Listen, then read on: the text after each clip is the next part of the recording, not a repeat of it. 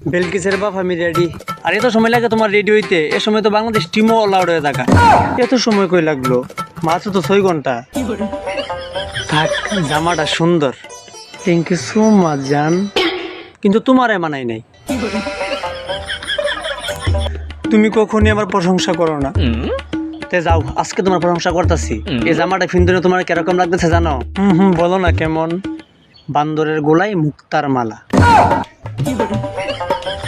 আরে আব্বা আম্মা, তোমরা রেডি হয়ে বলেছো কোন জায়গায় যাইবা নাকি? না, কোনো জায়গায় যাইবো না। তবে আমি আর তোর মা মিল্লা কঠিন একটা সিদ্ধান্ত নিছি। কি সিদ্ধান্ত? এখন থেকে আমি আর তোর মা মিল্লা কাপড় ব্লগ শুরু করুম। আব্বা, আপনারা এই বয়সে এই সময় এরকম একটা ভুল সিদ্ধান্ত আপনারা কেমনে নিলেন? তোর জন্ম দেওয়া তো আমাদের একটা ভুল সিদ্ধান্ত আছিল। আর তোমরা যে এত বড় একটা সিদ্ধান্ত নিলা, একটা বড় কি আমার জানাইছো? আরে মাউগার পুত, তোর জন্ম দেওয়ার আগে তো তোরা জানাই নাই। আর আব্বা, তোমরা কি জানো কাপড় ব্লগ কারে বলে? জানি তো, যে ভিডিওর মধ্যে কপত কপতিরা পকাত পকতি করে, এটারই কাপড় ব্লগ বলে। কপত কপতি কপত কপতি বুঝলাম না তো কিছু। আরে শহরের বাচ্চা, তোর বুঝাইতাছি। পকাত পকতি হইছে জামাই আর বউ, আর পকাত পকতি হইছে উল্টা পাল্টা ভিডিও করা।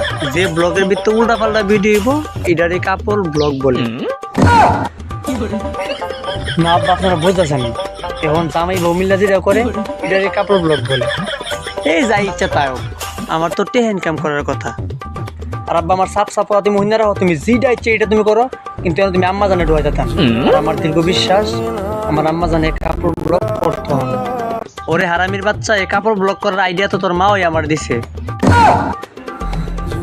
আর আম্মা তুমিও, আব্বা না এই বয়সে পাগলামি করতেছে, আব্বা না বুঝে তুমি আব্বার লোক এরকম করতেছো।